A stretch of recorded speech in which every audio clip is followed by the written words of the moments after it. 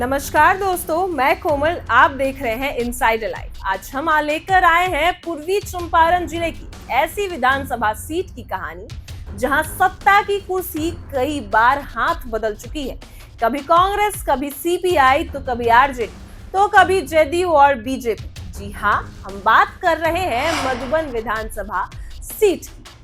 तो चलिए शुरू करते हैं मधुबन की राजनीतिक यात्रा, जो कभी किसी फिल्म स्क्रिप्ट से कम नहीं। मधुबन विधानसभा सीट का गठन हुआ था 1957 में।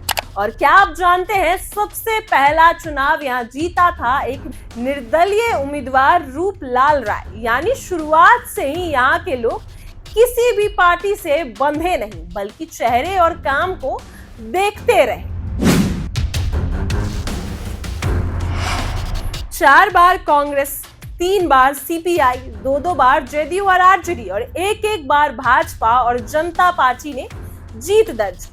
लेकिन असली मोड़ आया 2015 में, जब पहली बार बीजेपी ने यहां परचम लहराया। इस सीट की सबसे दिलचस्प कहानी है 2 नेताओं की टक्कर, राणा रणधीर सिंह और शिवजी राय। फरवरी 2005 में राणा रणधीर तब आरजेडी से मैदान में उतरे और जीत गए। उन्होंने जेडीयू के शिवजी राय को हराया था।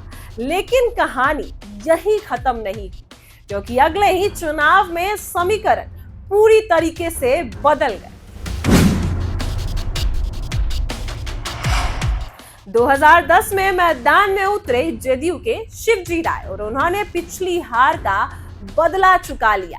उन्हें मिले 40,478 वोट, यानी 39%, जबकि आरजेडी के राणा रणधीर को मिले 30,356 वोट, यानी 30%।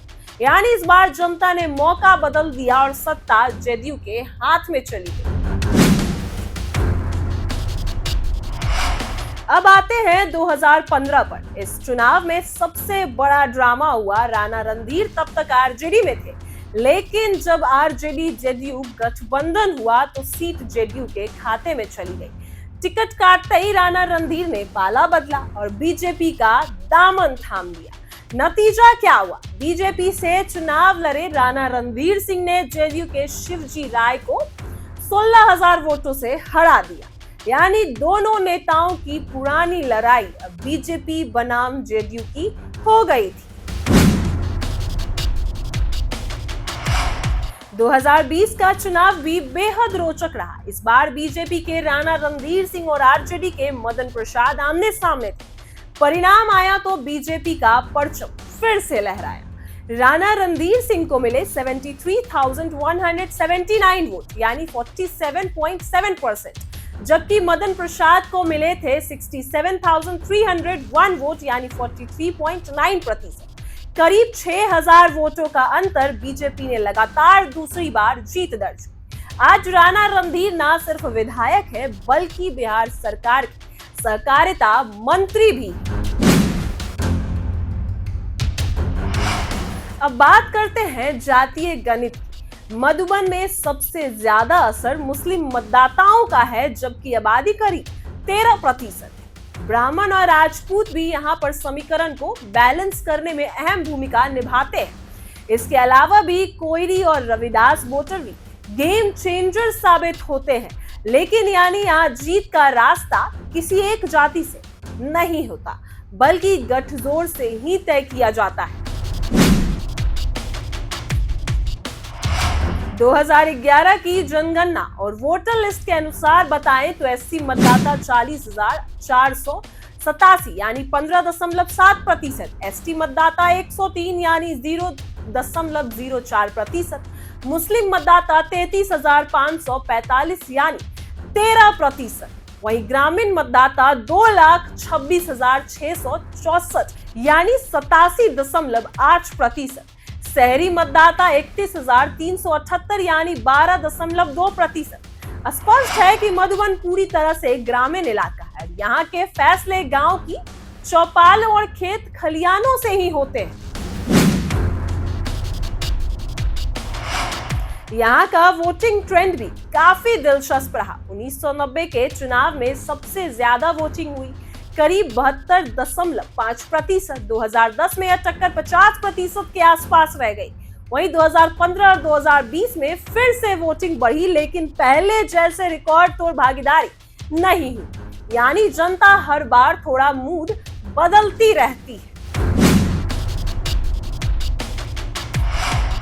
2020 के चुनाव में जो मुद्दे छाए रहे वो थे बाढ़ और जलजमाव की समस्या, सिंचाई के साधनों की कमी, सड़क और शिक्षा की बदहाली और सबसे बड़ा रोजगार। इसके अलावा मधुबन को एक पर्यटक स्थल के रूप में भी विकसित करने की मांग भी उठती रही। लेकिन जनता का कहना है कि वादे तो बहुत हुए, अब असली काम दिखाना चाहिए। मधुबन की राजनीति का सबसे मजेदार पहलू है राणा रणधीर सिंह और शिवजी राय की टक्कर। पिछले 15 सालों से यहाँ राजनीति इन्हीं दोनों के इर्द गिर्द घूमती रही है।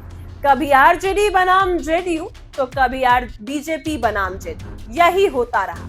लेकिन नाम वही, रणधीर बनाम शिवजी। तो दोस्तों, ये थी कहानी मधुबन विधानसभा सीट, जहां शुरुआत हुई थी निर्दलीय जीत से और आज यह बीजेपी के कब्जे में है। राणा रणधीर ने 2015 और 2020 दोनों बार जीत हासिल की थी। और लेकिन अब सबसे बड़ा सवाल ये है कि क्या 2025 में राणा रणधीर की तीसरी जीत होगी या जनता एक बार फिर अपना ट्रेंड बदलकर नया चेहरा चुनेगी। ये फैसला तो जनता के वोट से ही तय होगा। लेकिन आपको क्या लगता है कि मधुबन का अगला एमएलए कौन होगा? कमेंट में अपनी राय जरूर बताइए। तो दोस्तों, आपने अभी सुनी बिहार के मधुबन विधानसभा सीट की पूरी राजनीतिक कहानी। हमें यकीन है कि इस सफर में आपको देखा होगा कि कैसे एक विधानसभा सीट अपने भीतर कई दशकों का इतिहास, संघर्ष और बदलाव समेटे हुए होता है। लेकिन यह सफर यहीं खत्म नहीं होती, क्योंकि बिहार की राजनीति में जितना कुछ मधुबन से दिखाया, उतना ही रोचक और दिलचस्प और उतार चढ़ाव भरा अध्याय है मोतिहारी विधानसभा सीट की। जी हाँ, अगली बार हम आपको सुनाने वाले हैं मोतिहारी की कहानी, जिसे सुनकर आप समझ पाएंगे कि यह सीट क्यों खास है और क्यों इस पर सभी बड़ी पार्टियों का नजर हमेशा से टिकी रहती है। क्योंकि मोतिहारी विधानसभा सीट की अपनी ऐतिहासिक पहचान है।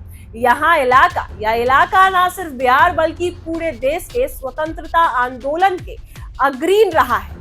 आजादी की लड़ाई में मोतिहारी का नाम महात्मा गांधी और चंपारण सत्याग्रह के कारण इतिहास में दर्ज है। यही वजह है कि यहाँ की जनता हमेशा राजनीति को एक अगले दृष्टिकोण से देखती है। यह सीट सिर्फ चुनावी आंकड़ों का खेल नहीं है, बल्कि विचारधारा, संघर्ष और जनता की आकांक्षाओं की गाथा भी है। हमारे अगले एपिसोड में जब हम आपको मोतिहारी विधानसभा की कहानी सुनाएंगे, तो वहां के चुनावी इतिहास का गहराई से विश्लेषण करेंगे।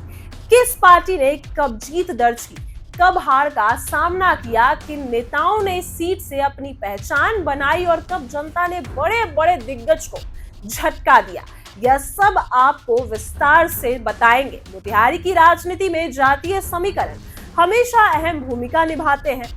वहीं यहाँ के मतदाता किन मुद्दों पर निर्णय लेते हैं, किन सामाजिक समूहों को प्रभाव चुनावी नतीजों को बदल देता है और किन चुनावों में अप्रत्याशित नतीजे आए, यह सब हम आपको बताएंगे और सब सामने लाएंगे। आप देखेंगे कि यहाँ की राजनीति सिर्फ स्थानीय स्तर तक सीमित नहीं है, बल्कि इसका असर कई बार पूरे बिहार के सत्ता समीकरण पर भी पड़ा है। इतना ही नहीं, हम यह भी समझाएंगे कि किस तरह मोतिहारी सीट से जुड़े नेता राज्य की राजनीति में बड़े पदों तक पहुंचे और किन परिस्थितियों में उन्हें चुनौतियों का सामना करना पड़ा।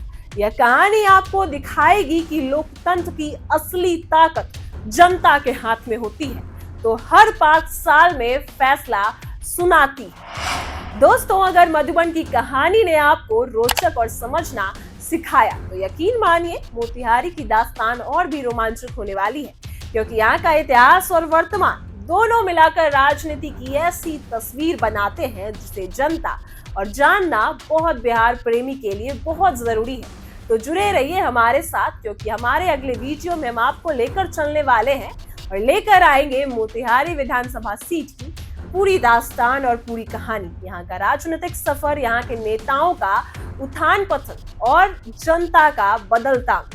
सब कुछ आपको जानने को मिलेगा। और हाँ, अगर आपको हमारा यह प्रयास अच्छा लग रहा है तो वीडियो को लाइक करें, अपने विचार कमेंट बॉक्स में जरूर लिखें और चैनल को सब्सक्राइब करना बिल्कुल ना भूलें, क्योंकि आपकी छोटी सी भागीदारी हमें और मजबूत बनाएगी और हमें प्रेरित करेगी कि हम बिहार की राजनीति से जुड़े ऐसे ही अनसुनी अध्याय और कहानियां आपके सामने लाते रहें। तो अब दीजिए इजाजत और इंतजार कीजिए अगले एपिसोड का, जहां हम आपके लिए खोलेंगे मोतिहारी विधानसभा सीट की पूरी कहानी और बिहार की राजनीति की एक और रोमांचक अध्याय और पन्ना।